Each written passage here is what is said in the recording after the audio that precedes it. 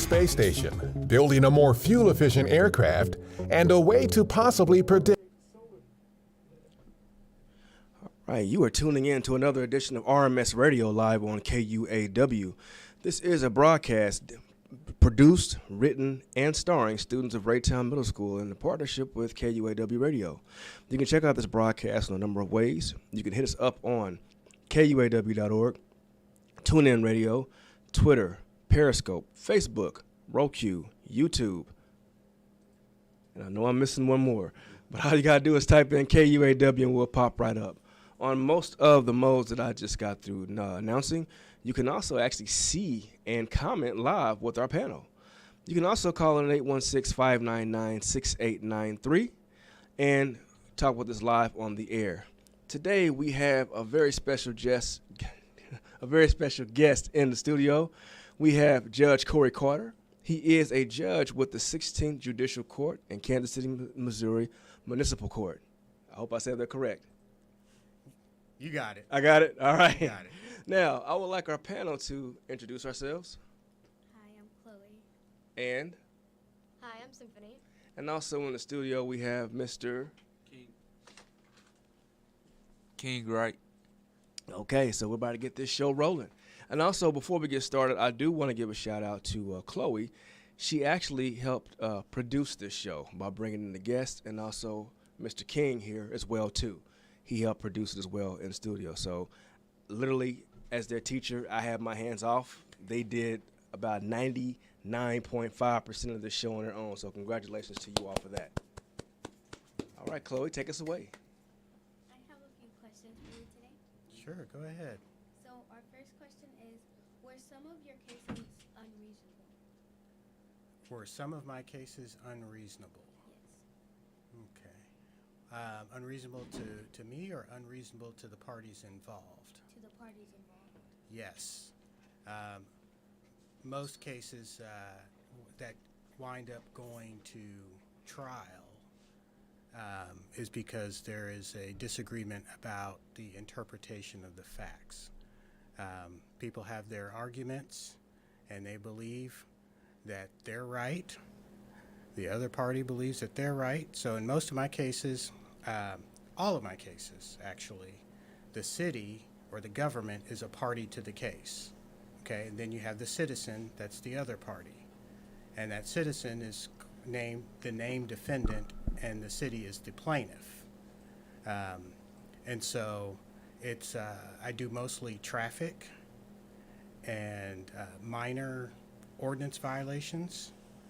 So when there's a conflict between parties, say maybe an assault or a theft, obviously that's not typically from the government, that's between two citizens, okay? And the government has charged one of the citizens with a crime, an allegation.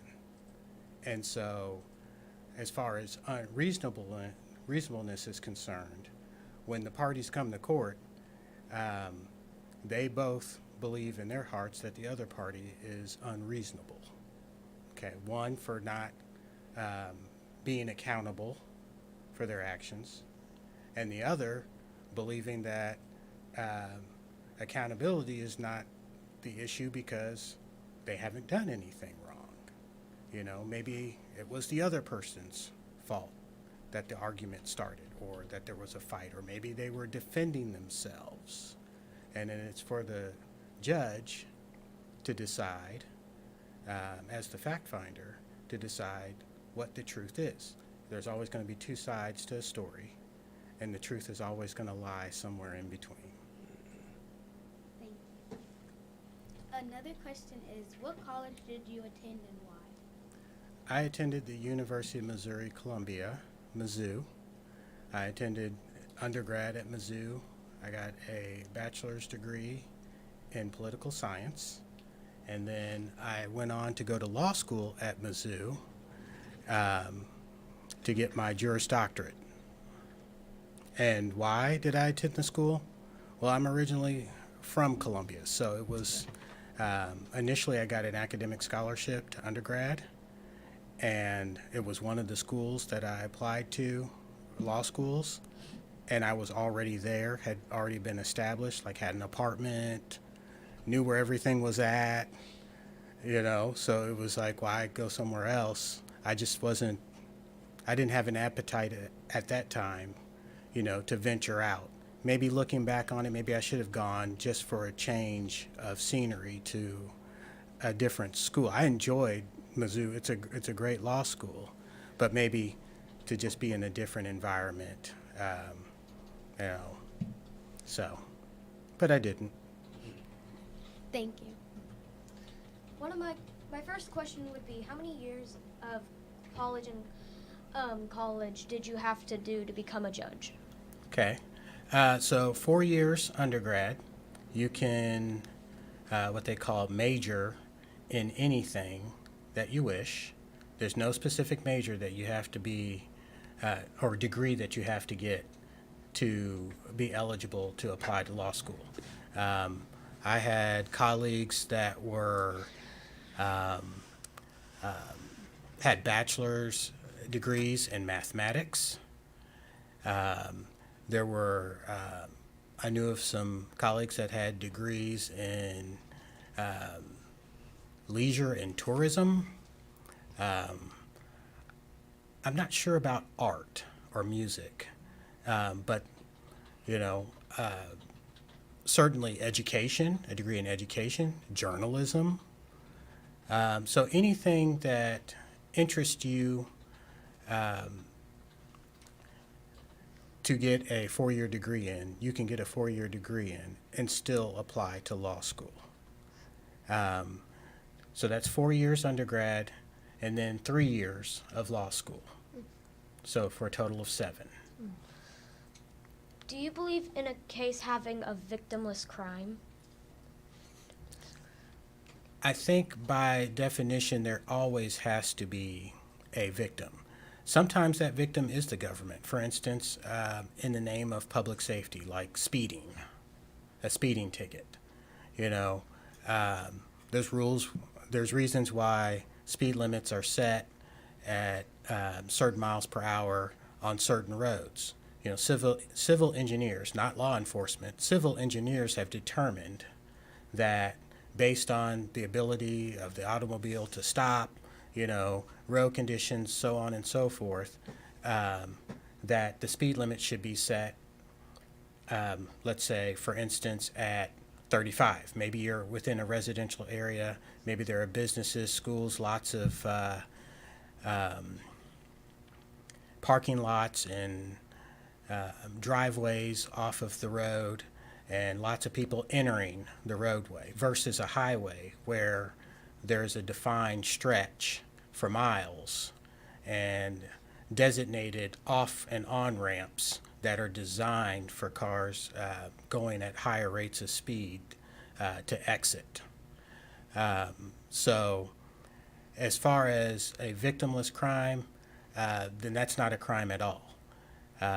But some people may view when the government is the alleged victim, they may categorize that as a victimless crime, but really it's in the name of public safety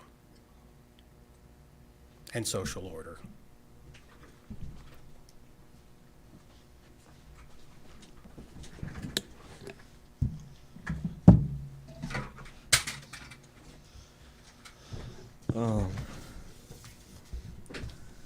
A couple of questions I had is, what inspired you to become a judge? Well, right off the bat, my grandfather. My grandfather had a heavy influence on me in my life. It was something that he was interested in doing, but given the time that he came up, it was not really a real possibility. I think that legally he could have gone to college and attended law school, but life circumstance-wise, it wasn't a real possibility for him. And so he always would say, we need a doctor or lawyer in the family. Well, medicine is not my thing. So law was the avenue that I chose, and I became more interested in it. Reading and writing was a strong suit. Sometimes you play up to your strengths, and that was one of mine. Not so much math and science, although I survived it. Was judging your first option? Judging my first option? Yeah, as a career. No, it wasn't. And I just sort of, honestly, I just kind of, the opportunity presented itself. I think it was at the right time. I had always envisioned having my own practice, my own business. There's a lot more freedom with that. But just given the moment when the opportunity presented itself, I figured, hey, I'll put in the effort and we'll see how it turns out. And it actually turned out well. Would you recommend your job? Yes, I would. I find it fulfilling, particularly with the municipal court. I do, like I stated, I don't do like murder cases or, Yeah. you know,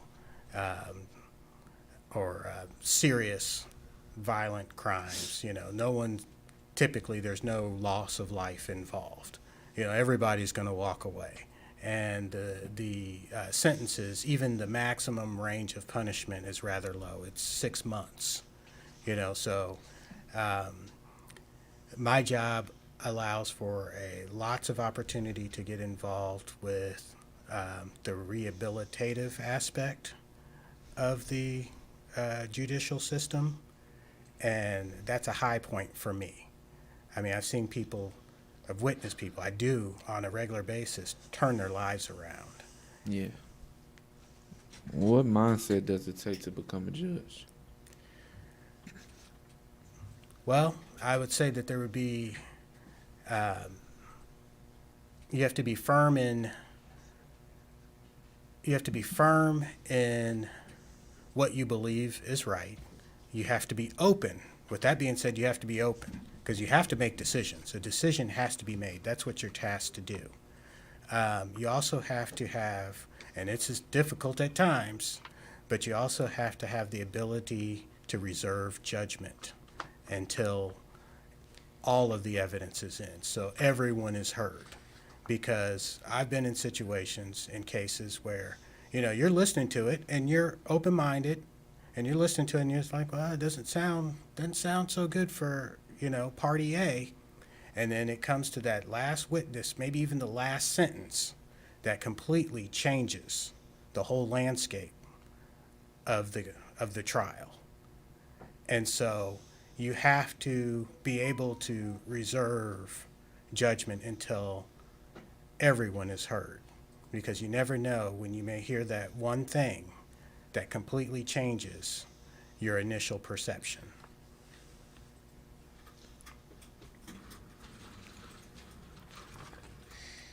What is the worst case you have ever witnessed? As a judge or as an attorney? Well, as both. Well, Well, at both. okay. So we'll start with as an attorney. The worst case that, and by worst I mean like the severity of it, maybe the toughest case to like maybe control or, you know, control your emotions. I used to handle towards the end of my attorney career, and I worked as an assistant prosecutor for state. So those are the more serious crimes. And I had a special training in child death cases. So that's pretty serious. And we won't go into a whole lot of detail, but anytime a baby or a toddler lost its life, those were always really, really difficult situations, difficult cases. As a judge, like I said, I do relatively minor cases where the maximum range of punishment is that 600 or 6 months or up to a $500 fine. But I find it extremely difficult, as is with the prevalence and throughout the criminal justice system. If you ask any judge or lawyer what is the most difficult types of case situations to deal with, it's ones where either mental health or drug addiction is a circumstance that's involved with the case.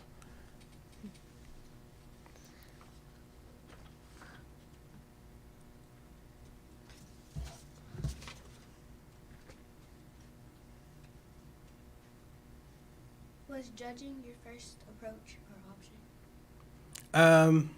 It wasn't, but there is a certain,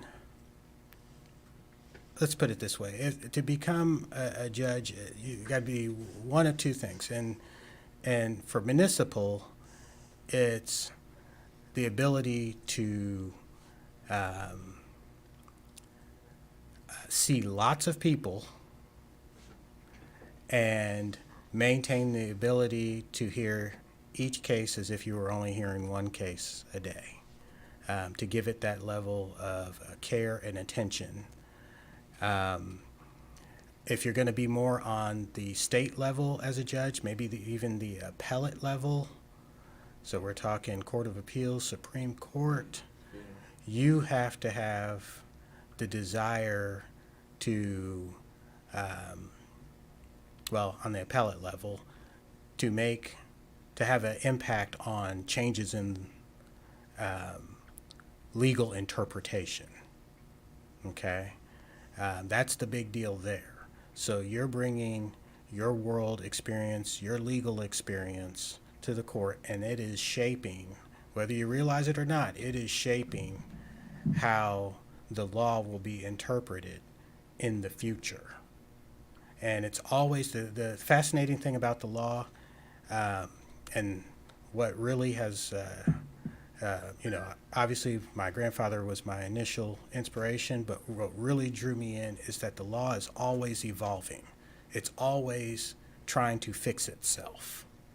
So, you have to constantly be up on your continuing legal education. Case law comes out all the time. That's all those other courts do, is pump out case law. They hear cases and they write opinions, and they publish those opinions. And those opinions are what helps guide lawyers helps guide everyone, our entire society, as to the things that maybe we should or shouldn't be doing, or things that we are doing, how to do them in a legal way. What advice will you give to students that are watching you now? That are interested in the law? Yeah. Okay. Remember that whole reserve judgment piece? Okay. Even when you see stuff on TV, a lot of times people say, what do you think about this? This was on the news last night, or this was in the paper, or this was on, Facebook. And it's like, well, I don't know everything. It's the ability to realize that you don't know everything, and as a judge, you're sitting back and you're letting the lawyers and the witnesses educate you about the case. That's the one thing. Judges don't really know. Like when I go to the bench to hear a case, I know what's been charged, and that's about it. I know the law surrounding the charge, and that's all I know. And that's the way the system is designed. I'm going to get filled in by the parties as to how the facts, come into play. And then it's my job to interpret the law, kind of like a puzzle, fitting the facts into the law to see. As far as the government is concerned, they carry a burden. That's a constitutional right. So they have to prove beyond a reasonable doubt. And so I have to decide whether or not they have met their burden of proof, so to speak. And if they fall short, even on one element, I must find that person not guilty. And so listening skills, big time. You got to be listening. Even when you don't want to listen sometimes, You have to listen. You have to focus on what people are saying. And again, you have to have the ability to reserve judgment. RMS Radio thanks you for your interview. Please come back soon. Okay, you're welcome. Thank you so much for having me. This is my first podcast, by the way, so. Did you enjoy it? I did. That's good. We're going to take a quick break.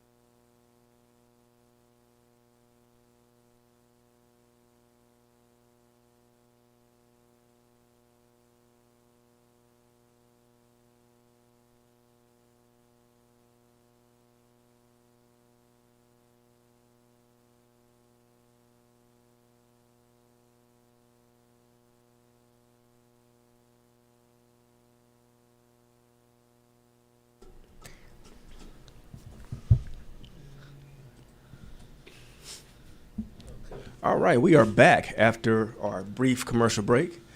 RMS Radio is still rolling. We want to thank our very, very special guest for coming in. When he came in, I almost started singing, "Here comes the judge, here comes the judge." But no, I want to, like the ladies and gentlemen said, we want to thank you for coming in.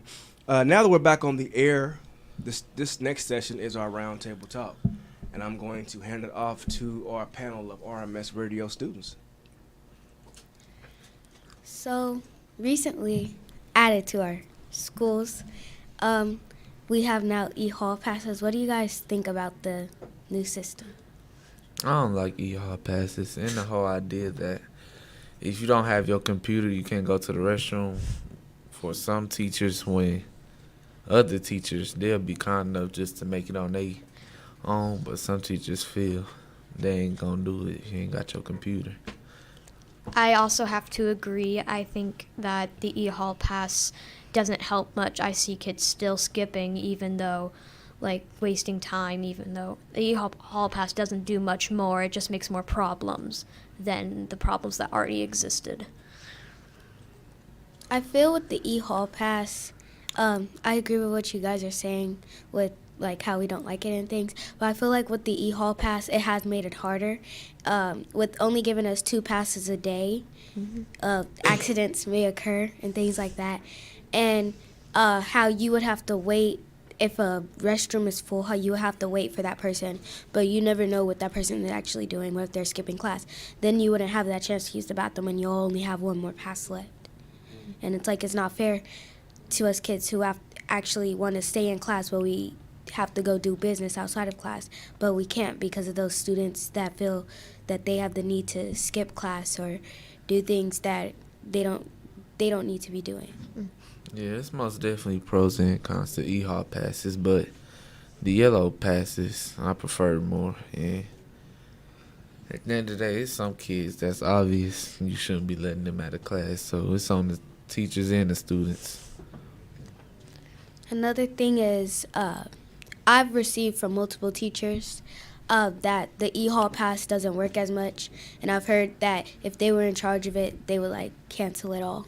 Because I agree with King. The yellow passes were more reasonable. A lot more students were able to go to the bathroom, but again, with the yellow passes, students were able to plan like go to the bathroom at this time, and we'll all meet up, things like that. What do y'all think about school clubs? I feel we should have more, and it should be available to all grades. All grades. Yeah, school clubs. Which clubs do y'all want specifically? Because we got a couple of them. Y'all don't even know. Yeah, I think we got chess club, soccer club, and then I think volleyball club. Yeah. Drama club. I don't really know why they count the sports as club. I guess because they not like the major ones and they don't got that much kids doing it. I think they need clubs that's gonna pull in students and actually make them want to do it. I feel that students should have a say-so on what clubs we should also have. But the Yeah. teachers should also be like, well, we can't do this, and give us a couple of reasons why, so that we would understand our reasons and why we can't have those clubs. What y'all got to feel about dress code? What y'all got to say about dress code? I really liked wearing my pajamas to school a lot. It was way comfier. But we could also wear sweats still. So I agree with the dress code. Pajama pants, the little house shoes, then the shorts and all that, the crop tops stuff. We didn't need that stuff. The girls didn't need that stuff, and the dudes didn't need to be wearing pajama pants and the house shoes and all that. no It's school, bonnets. like they said. It ain't home. All that stuff was unnecessary. I don't think that's dress code. I think that's common sense. Yeah, I agree with King. I feel like maybe like pajama pants, depending on the type of pajama Yeah. pants, would be okay. But like some of it is just unacceptable to wear to school. Like Yeah. it's just common sense not to wear it. Pajama pants is sleep attire. That's not made for school. Social media fights and all that. Well, Like social media fights lead into real fights, which just cause a lot of problems. It's very dramatic I know. over social media, and it's the fact that people would do things over social media, but when they come in contact with that person that they were talking about or saying stuff about on social media, they won't. They're brave enough to do it on the internet, but not in their face. yeah, all the fights start on social media from a distance. I don't like. I guess it really just comes down to their parents. Like my parents, me, I don't be on social media, and I wasn't raised to be on social media. My parents know what's on there, and I do too. I don't do the social media stuff, and I don't be on there. And I think it should be like that for everybody, because then people like to play victim. And social media is just nothing to get into. It's like different when using it for educational purposes. Like I know people use TikTok and stuff for education purposes and all that. Like that type of thing, that's not really nothing you can start nothing on. But like the Snapchat, Instagram, all that, I don't think kids should have none of that. Me, I don't got TikTok. I got Instagram. I use that to watch the reels, my bots and stuff. But I ain't got no kids from our school or the high school or nothing added. Ain't nobody on there I got added to where I would start some mess with or nothing. Along with what they're saying, I think because they start fights on social media because they think they are protected by a anonymous identity. It doesn't protect them at all. You're just starting problems for the real world. School security. I don't like the school security. All that stuff happens, and those officers, I don't know what they be doing. They don't. Or when you see fights break out and stuff, you don't see them officers stop it. You see teachers stopping it when they should be teaching or something. And that's in schools across the United States, Yeah, correct? yeah. Not just every school. We don't have that problem. Not every school. Along with what Symphony said, back to the social media fights, it is like the people are brave enough to say it over the phone and they feel like they're protected over a screen. But honestly, if you know that you're going to come in contact with that person a few days later or that same day, then you're not protected anymore. And with the better security, I feel we do need better security because lots of things are happening more often, and the security that places have now aren't really active. I feel like they're just hired to walk around, and they don't really stop things like King said. They're probably the last person to the site. Yeah, like grocery stores, schools, movie theaters, all that, everything. The killings at the gas stations, all that. I think if they had better security, well, if an armed person is coming and you got, the chances is never zero, but it's most definitely will increase safety if they provide better security for the people. Can I ask a question real quick? Yeah. Can I kind of stir the pot a little bit? Do you think with all the recent, events that's been happening, especially with people with their cell phones and everything recording events, do you think that the world is getting more unsafe? Oh yeah, most definitely, but ain't nothing new under the sun. I think that it's just becoming more aware, so to say. Unsafe, because if you look in history and stuff, like things were allowed back then that's crazy to us now, so I think stuff is just becoming more aware and known. But I think like how stuff is going down to the elementaries and preschools that shouldn't be, yeah, that's, I guess you can say, more unsafe. And kids knowing, like young kids, not my age, it's kind of inevitable now since they got access to social media, but little kids knowing stuff what they know, and I think that stuff can be more prevented. I got my first phone when I was 10 years old, but it was because I needed it for communication at the time. If I wasn't where I was, which was nowhere bad, but if I wasn't there, yeah, I wouldn't got it. But that's what phones and stuff was made for, communication with your people, your family and stuff. But I think people done got far from that purpose and used it for different values. I agree with King. I feel people feel the need to get a phone just so that they could get in contact with things that they don't need to be in contact with. Somewhat like social media. What King said, we don't really need social media. And it's not doing anything but making the world worse.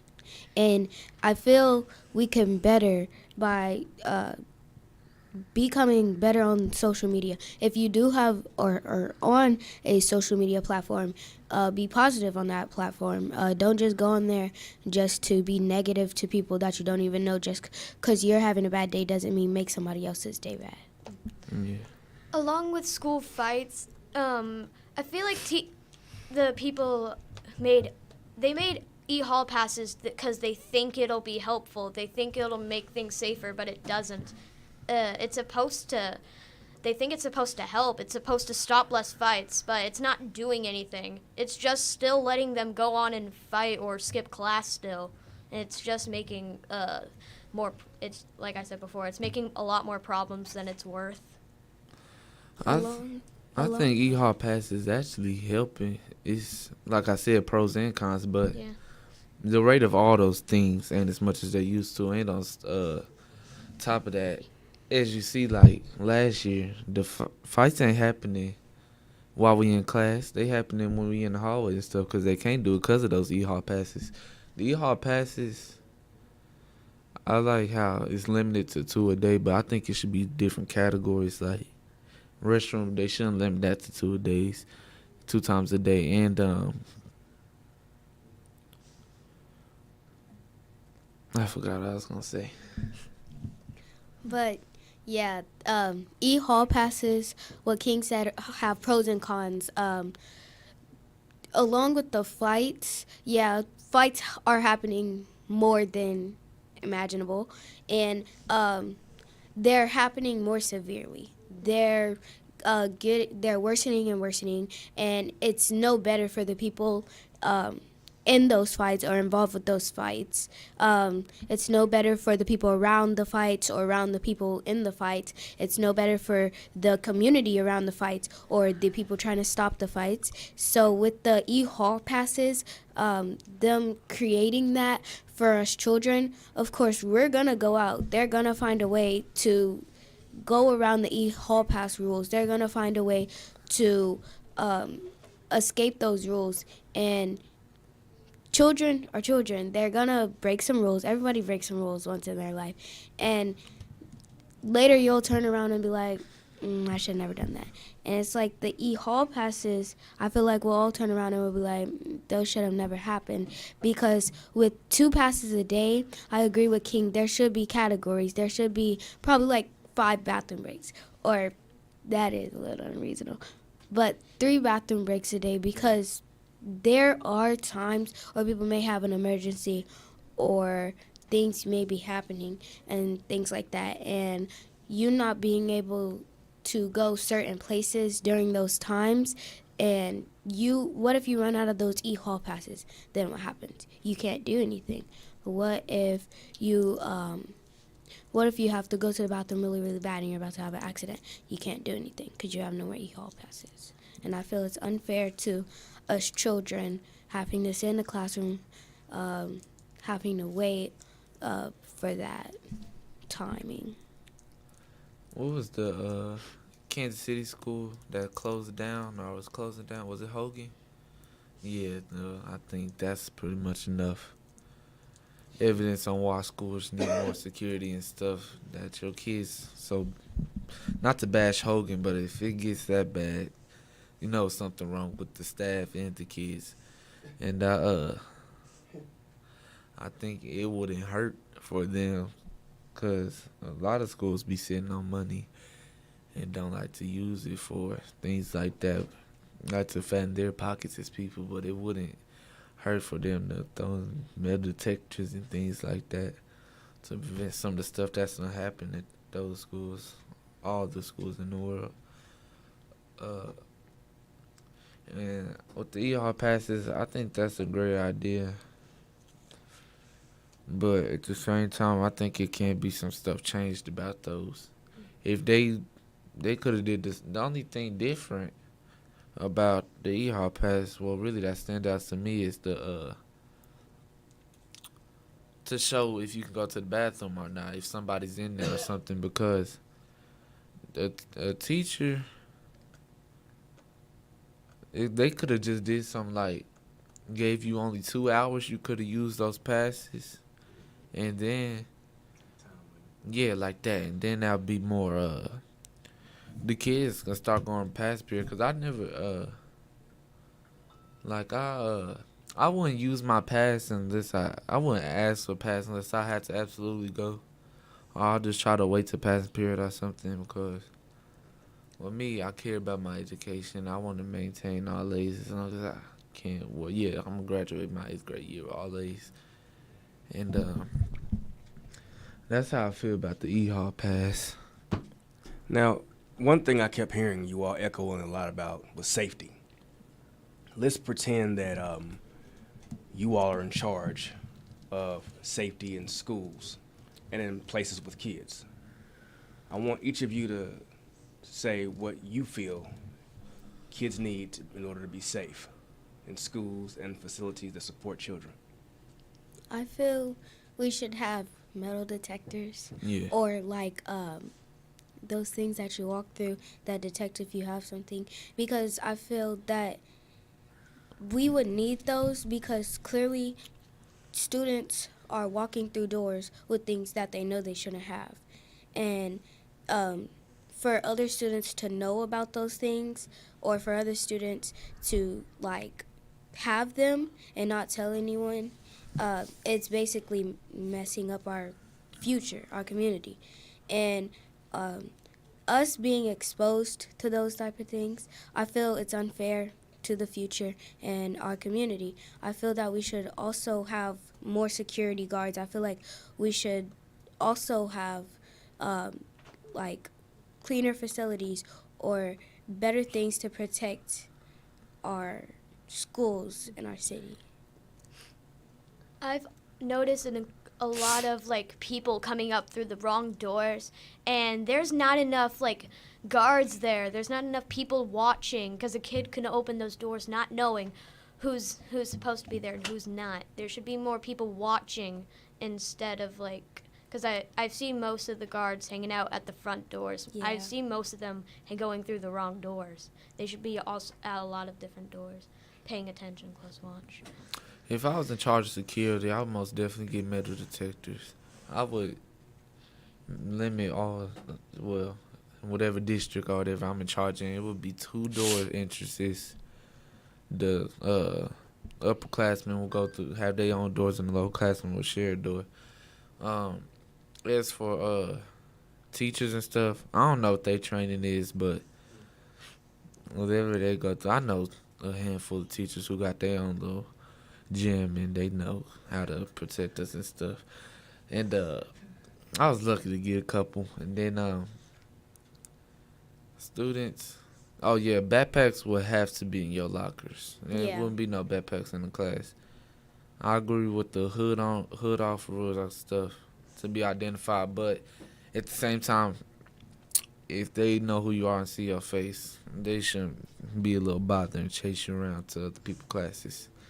I also would make it to where students would have to I would let the students keep their phones on them. Some teachers try to make you put them in your backpack. Others fine with them in your pocket and out of sight. I think anybody will want their phone on them in case something go wrong to contact whoever they need to contact, especially if you're a kid, because a teacher can't protect everybody, and neither can you calling your parents or something. But if everybody got a guardian or something that can protect them, and if something were to happen at any school, I guess they're very faithful in their security to think they will handle it. But the officers, I think maybe from what I heard, not my school officers, but just every school officers, they could have better training, and they just be disappearing half the time. I don't know where they be going, so I don't know if they on payroll or something. They be gone though, so I don't know what they stopping. Like I said, it be like teachers when you see something, somebody show you a video or something from different schools, our school and every school, it be teachers breaking up the fight. The wrestling coach and stuff. Not if Yeah, well, Ken, you made a good point where you said teachers trainings, but I want you all to know that I am a card-carrying member of the Avengers. Okay. All right, so yeah, I'm their secret weapon. But I'm glad that you all gave your insight on safety, because it's one thing for adults to look and say, okay, well, I feel this needs to be safe and I feel that needs to be safe, but you all are actually the ones that are needing to be safe. You're the most important, vital piece of education. So the fact that you all were able to verbalize and say, look, this is what I feel I need. And, these kids weren't, prepped or told what to say. Yeah. I mean, this came from the heart. And I do want to say, live on the air, as I'm kind of coming in at the end of your time, that what took place on RMS Radio was something new. We never had a high-profile guest, and you all rocked that. As far as the show, this show was produced by students, like 100%. You all rocked that as well, too. And I meant what I said. I just sat back and watched you all do what you had to do, and you all did an excellent job. RMS Radio is getting bigger and bigger and better, and that's all because of the work that you all are putting in, and I applaud you for that. Definitely. Thank you. Thank you. It's like I said, we're at the end of our time, so I want each of you to give a closing comment.